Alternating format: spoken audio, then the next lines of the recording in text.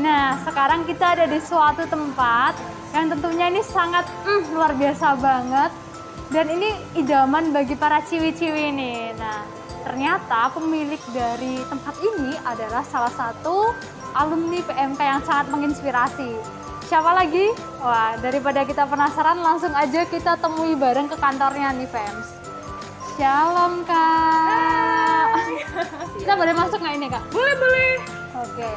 Ayo, masuk. Sekarang kita udah ada di dalam ruangan kantornya Kak Lonika. Dari tadi kita sebut terus Kak Lonika ya. Tadi di depan udah, di sini belum. Tapi kita belum kenalan nih sama sosok yang sangat menginspirasi nantinya ya kan. Karena baru senyum-senyum aja udah nampak sangat luar biasa. Nah, mungkin boleh nih Kak Lonika kenalan dulu nih sama kita semua. Halo semuanya, halo Fems. Iya, halo. Ya, perkenalkan nama saya Lonika Yudhitiasti, biasa dipanggil Lonika. Saya alumni PMK angkatan ya kira-kira 2018. Saya terakhir kepengurusan itu tahun 2018. Saya kuliah di angkatan 2015 sampai dengan 2019. Gitu. Wow, luar biasa sekali ya. Berarti kalau nikah belum lama ya ternyata keluar dari UNJ-nya ya, masih Belum. sebelum pandemi ya Kak ya? Pas banget sebelum pandemi. Wisudanya masih offline ya Kak? Masih offline. Oke, puji Tuhan banget. Oh ya nih, kalau nikah dulu kira-kira waktu kuliah jurusannya apa? Kita juga pengen tahu nih Kak. Oh gitu. Iya. Jurusannya sangat luar biasa. Jurusannya Tata rias. Oh, jauh. Oh bukan, apa ini Kak? Ayo tebak. Seni musik. Seni musik bukan. Oh bukan. Apa ya? Jurusannya tari mungkin ya Kak? Oh Kan my God. rambutnya bagus banget ya. Sangat luas ya. Iya. Bukan. Aku dari jurusan Pendidikan Jasmani Sekolah Dasar atau Fakultas FIK, Fakultas Ilmu Keolahragaan. Wow, sangat tidak terduga ya fans Sangat ya. tidak terduga, ternyata ujung-ujungnya buka salon. Nah, itu dia. Kita belum kasih tahu. Dari tadi kalau kita ini ke salon ya kan, dari tadi fans tuh ngeliat footage yang luar biasa, vintage gitu ya Kak ya. Ngeliat bangunan yang apa sih ini, kayaknya menarik gitu. Dan gitu. barusan udah di spoiler Oh, di langsung spoiler. dari pemiliknya, yaitu kita sudah ada di L Salon teman-teman semua. Tepuk tangan dulu nih buat Kak Lonika. Keren. Nah ini, wah jadi makin penasaran lagi nih kita. Oke. Kenapa kok bisa akhirnya mendirikan salon dari yang sebelumnya latar belakang studinya adalah olahraga ini Kak? Oh gitu. Mungkin boleh cerita dulu deh Kak, flashback ke belakang-belakang kayak gimana gitu.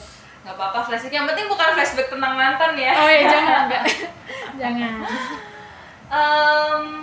Sebenarnya dari zaman kuliah itu memang kuliah dulu keinginan orang tua.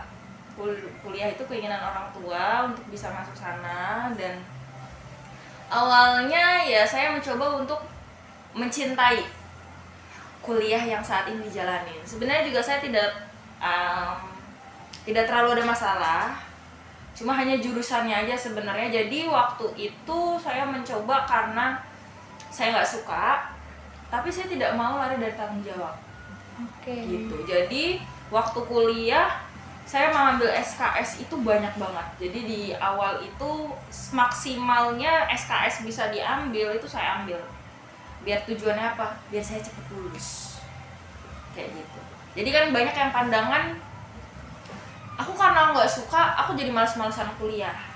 Jangan kayak gitu. Kita sudah diberi kepercayaan sama orang tua kita, dan juga itu pastinya karena dari Tuhan juga ya, kita bisa keterima di kampus yang luar biasa. Kita nggak boleh melewatkan kesempatan itu. Akhirnya tinggal skripsi nih, Habis itu kan ada namanya kita PPL ya. Nah, habis PPL, pas waktu PPL ini aku nggak rasa nyaman. Kan ngajarnya olahraga, sekolah dasar, jadi berhubungan dengan anak-anak kecil, saya nggak nyaman. Waktu masa-masa skripsi, coba untuk ngajar SMP, ngajar SMA, ternyata juga nggak nyaman. Karena kan setelah lulus, kita itu menghabiskan waktu untuk bekerja, iya nggak? Betul banget. Nah, betul banget. Dan habis kita kuliah, kita bekerja, kira-kira kalau kita mengambil pekerjaan yang tidak kita inginkan, kita kan jadi banyak beban ya. Iya. Nah, aku berpikir aku berpikir untuk mencari pekerjaan yang capek tapi bikin bahagia. Oke, istilahnya kayak hobi tapi yang menghasilkan gitu ya, Kak? Betul. Jadinya aku pun juga berpikir gitu di masa-masa aku skripsi, aku mau ngapain ya lulus ya gitu. Karena aku tidak nyaman sebagai guru. Oke. Bukannya menjadi guru itu tidak baik. Menjadi guru itu kan sangat baik ya. Iya. Tapi semua tergantung dengan kita passionnya apa, kita nyaman nggak di situ, kayak gitu. Akhirnya saya coba-coba buat belajar kursus desainer, tapi nggak cocok. Akhirnya saya cari-cari lagi apa yang saya suka ya gitu. Nah, berawal dari saya tuh hampir tiap hari pergi ke salon waktu kuliah. Hampir tiap hari ke salon. Hampir setiap hari ke salon. Wow. Karena zaman kuliah itu kan olahraga ya, panas-panasan, keringetan, jadi capek terus bawaannya. Hampir tiap hari ke salon. Nah, mulai dari situ mulai penasaran, dunia salon tuh kayak apa ya gitu. Oh. Oke. Kemudian kursus juga, coba buat kursus kok nyaman. Terus habis kursus lulus, aku tetap itu masih sambil skripsi juga. Oke, berarti kalau nikah sambil skripsi, tapi tetap ikut kursus untuk di salon ya, Kak? Iya. Gitu?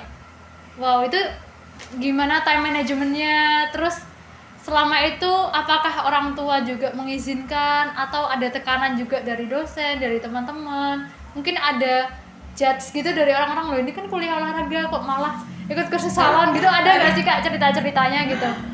Ada sih, lebih tepatnya lebih ke orang tua. Karena kan ini jurusan yang memang sangat berbeda jauh ya dengan kuliah ya. Bisa nggak, orang tua awalnya juga ragu. Terus kalau buat kuliahnya gimana, skripsinya gimana, memang agak agak bingung juga. Tapi aku mendasari bahwa memang kan ini kegiatan yang memang aku sukai. Jadi aku sama sekali tidak merasa terbeban. Dan untuk skripsinya sendiri memang pinter-pinter bagi waktu, dan karena skripsi kan yang nge-push diri kita sendiri ya. Yaps. Dan ya udah yang bikin yang mendorong buat aku lebih cepat skripsi itu agar aku bisa berganti jurusan. Oke.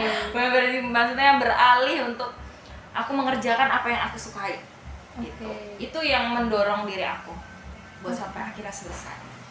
Wow, Gitu. luar biasa sekali ya. Dan apakah selesainya juga tepat waktu atau lebih cepat mungkin dari perkiraan kalau nikah waktu itu studinya?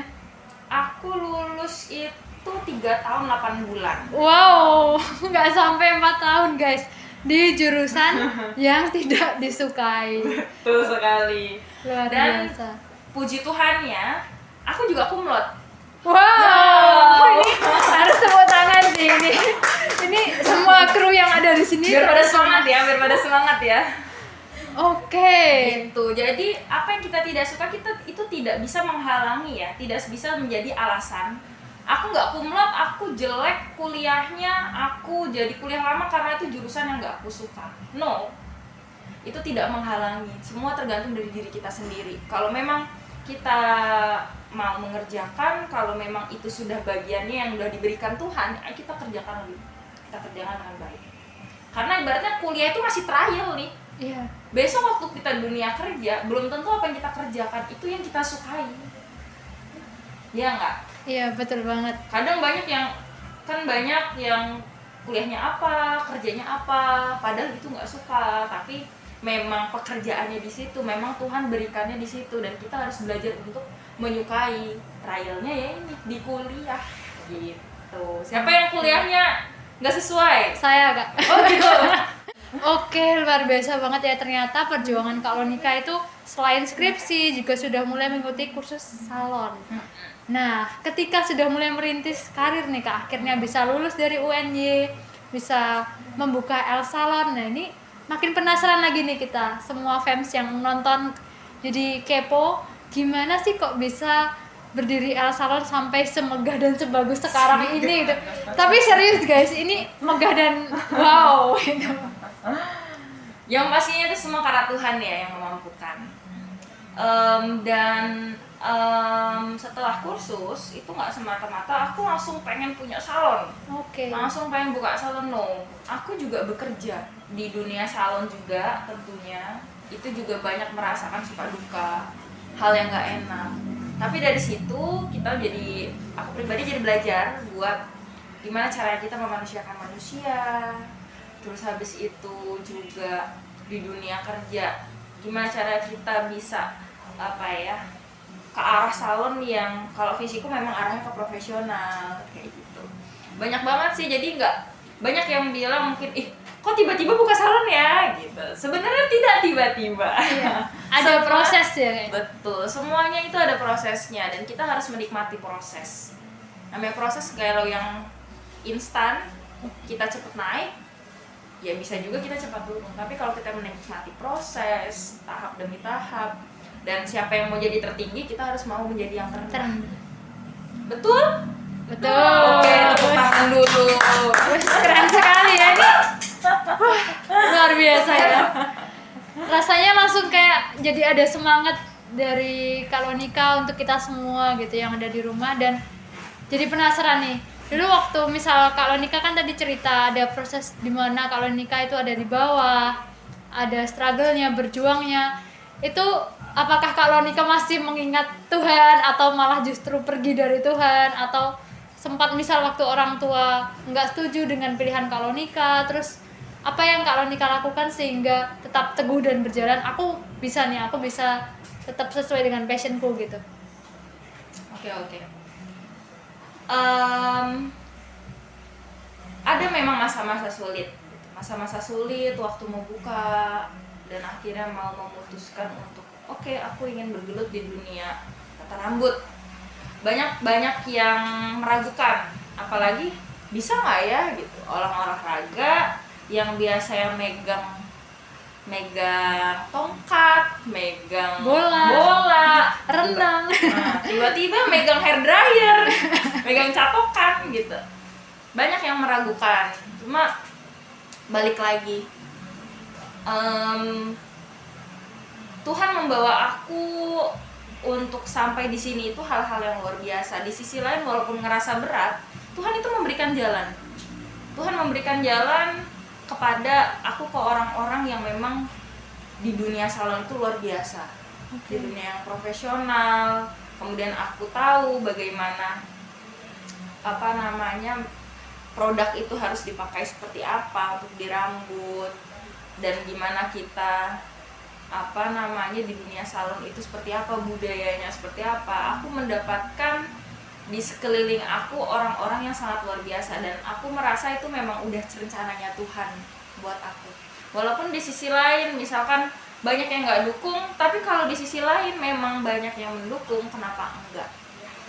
Lebih banyak yang mendukung, kenapa enggak? Jangan kita berfokus sama masalahnya, jangan difokus sama orang yang berusaha untuk merendahkan kita, tapi gimana di sekeliling kita, dan khususnya Tuhan ya, Tuhan yang yang memampukan kita gitu. Karena kan apapun itu keputusannya, kita harus fokus sama Tuhan. Ya, gitu. Jadi fokus kita ke Tuhan, maka Tuhan yang akan turun tangan. Bukan menyerah tapi berserah ya kan? Iya dong. Luar biasa. Nah dari semua itu tadi, Kalonika, kira-kira ada nggak nih pesan untuk kita semua yang masih berkuliah, untuk kita semua yang masih bingung sebenarnya passionnya apa, atau masih ada beban karena orang tua pengennya begini, kita pengennya begitu. Nah kira-kira ada nggak nih pandangan dari Kak Lonika untuk kita semua ke depannya harus bagaimana gitu? Yang pasti bekerjalah di ladangnya Tuhan. Dan aku meyakini bahwa ketika memang kita berjalan seturut dengan kehendaknya Tuhan bukannya kita dimudahkan ya, tapi kita dikuatkan. kayak gitu. Aku jadi ingat banget ada suatu ayat di 1 Korintus 15 ayat 58 yang intinya adalah tetap teguh dan tetap dalam persekutuan Tuhan, karena apa yang kamu kerjakan itu tidak akan sia-sia gitu. Jadi buat kalian juga yang kuliah, yang masih saat ini masih kuliah, mau yang kalian sukai atau yang kalian tidak sukai, tetap kerjakan itu, karena apa yang kamu lakukan bukan untuk dirimu sendiri tetapi untuk Tuhan. Kayak gitu. Oke? Luar biasa banget, ya ampun. Kita nggak terasa ternyata ngobrol-ngobrolnya udah panjang lebar kali tinggi nih Kak Ronika. Bervolume ya. Iya. Jadinya kubus. Sangat wow, ya kan? Saya tidak tahu matematika. Tidak apa-apa ya kan, walaupun tidak tahu matematika tapi bisa memotong rambut kalian semua nanti yang main ke El Salon dengan presisi dan rapi. Oh iya. Gitu. Keren sekali. Ya, kita semua mengucapkan terima kasih. Siap, sama-sama. Karena Kak Ronika sudah mau berbagi cerita, tentunya menginspirasi kita semua fans yang ada di rumah maupun dimanapun berada, mungkin barangkali yang nonton di jalan juga bisa ya kan, saking pengen nontonnya Inspiring PMK Top gitu. Yeah.